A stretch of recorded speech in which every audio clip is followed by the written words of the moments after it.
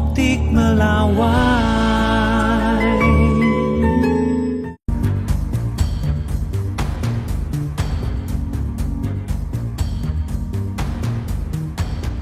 Tingginya golput atau warga yang tidak berpartisipasi pada pilkada serentak menjadi sorotan. Salah satunya pilkada Jakarta dengan angka golput yang tertinggi di Pulau Jawa. Mengacu pada data Quick Count Litbang Kompas, wilayah Jakarta memiliki angka golput mencapai 42,07% dengan suara tidak sah 4,6% dan suara sah 53,33%.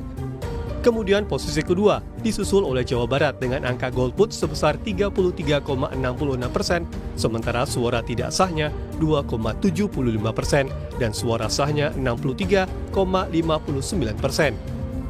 Urutan ketiga diduduki oleh Provinsi Jawa Timur yang golputnya di angka 30,15% dengan suara tidak sah 3,84% dan suara sah 66,01%. Kemudian posisi keempat, Jawa Tengah memiliki angka golput 26,44% dengan suara tidak sah 5,21% dan suara sahnya 68,35%. Ketua KPUD DKI Jakarta, Wahyudinata, angkat bicara soal menurunnya tingkat partisipasi masyarakat Jakarta yang jauh menurun jika dibanding Pilpres dan Pilkada Jakarta sebelumnya.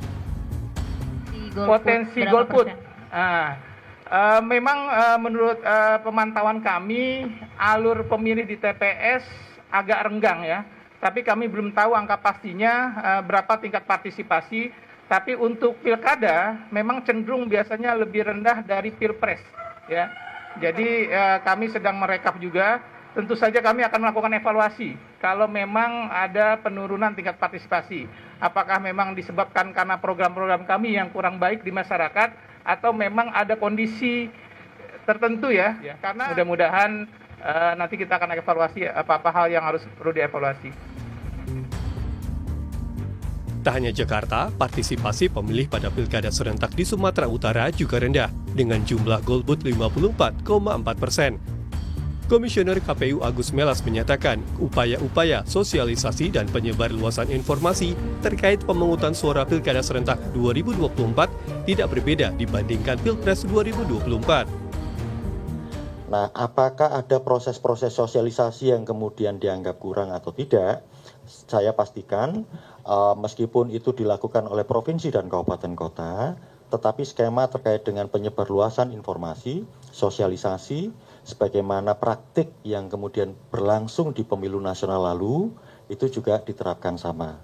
Nah, tapi apa alasan sebenarnya, itu nanti kita menunggu proses evaluasinya. Tapi sebagai satu fakta, memang dari data-data yang tersedia memang di bawah 70%. Tapi tentu kalau di di zoom in masing-masing provinsi dan kabupaten kota kan bisa beda-beda.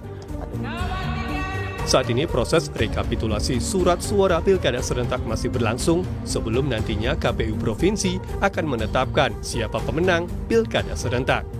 Tim Liputan, Kompas TV.